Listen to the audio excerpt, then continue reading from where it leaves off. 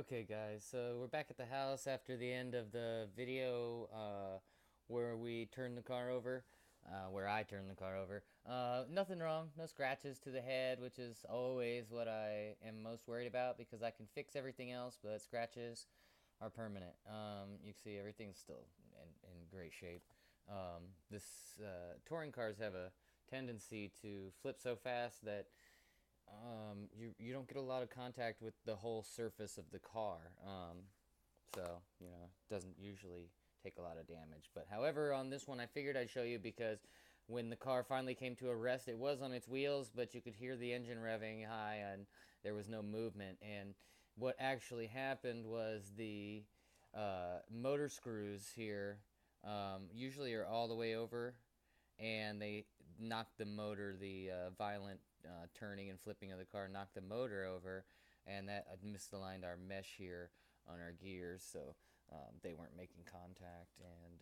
And you just got to watch out for that, make sure those are secure, and so that your motor can't move over. And honestly, if you do that, you will never have problems with these gears inside here meshing and stripping each other out. You set your mesh good and you won't have that problem.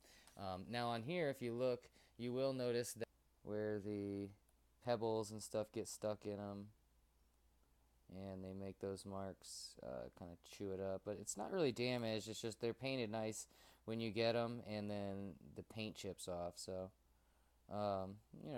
anyway, that's just basically an overview of what happened. Like I said, it knocked our gearing mesh out of alignment, knocked our engine over a little bit, and our gears are no longer making contact, so there was no turning of the wheels.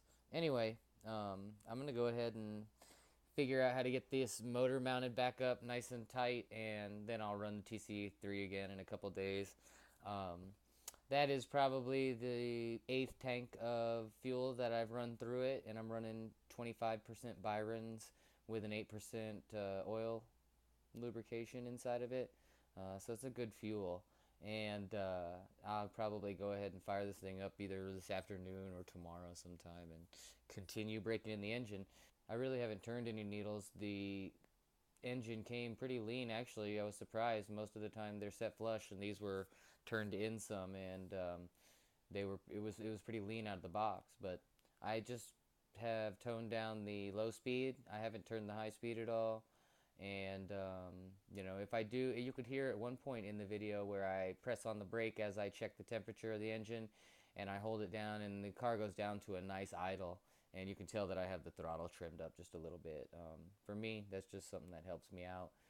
Once the engine seems to want to run at a temp at 200 or right around there, that's when I will lower my idle and try to get it that nice, smooth, low idle when I come to a stop. So anyway, guys, I'm going to go ahead and get this guy put back together so that I can use him. And, I mean, you can see I already cleaned it off when I got home.